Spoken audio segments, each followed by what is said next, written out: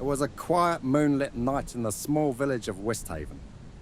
The air hung heavy with an eerie stillness, the kind that made even the bravest hearts uneasy. Anna, a young woman new to the village, had just moved into the old ivy-covered cottage at the edge of the woods.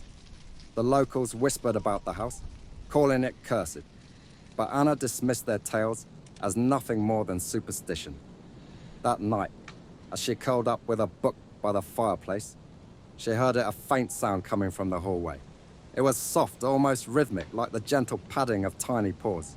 She froze, her eyes darting toward the darkened corridor. Probably just the wind, she muttered to herself, though she knew wind didn't make sounds like that. The soft padding grew louder, closer, as if something or someone was moving toward her. Gathering her courage, Anna grabbed the lantern on the side table and slowly stood. "Hello!" she called out into the shadows. The sound stopped. Her pulse quickened as she stepped into the hallway, the flickering light casting long, jagged shadows across the walls. As she walked, her eyes caught faint impressions on the dusty wooden floor paw prints, impossibly small, like those of a kitten. They led toward the basement door. Anna hesitated. The villagers had warned her never to open that door, but she had laughed it off. Now, with the strange prints before her, she felt a chill creeping up her spine. She knelt down to examine the marks. They weren't just paw prints. Around each one was a faint outline, as though something heavy had been dragging through the dust alongside them. The scratching sound of nails on wood broke her concentration. Her head snapped up and the basement door creaked open on its own. Inside it was pitch black. "Who's there?" Anna's voice wavered as she edged closer. No response came, but the whispering began, a low guttural murmur that seemed to echo from the depths of the basement.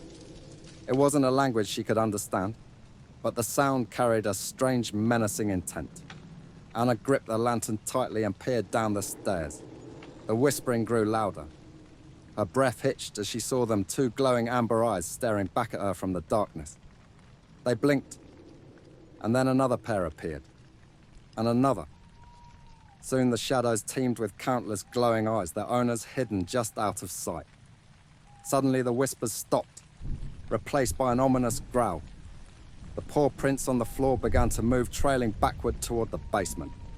Anna stumbled back as the door slammed shut in front of her, the sound reverberating through the house. In the silence that followed, she thought it was over. But as she turned to run back to the living room, she heard it again, soft, rhythmic padding, circling her now. She felt a brush against her ankle, cold and clawed, and before she could scream, the whispers returned, this time right behind her ear. That night, the villagers saw the light in the cottage flicker out. They knew they would never see Anna again. And yet, if you pass by that house on a quiet night, you might hear it too, the whispering paws, roaming endless.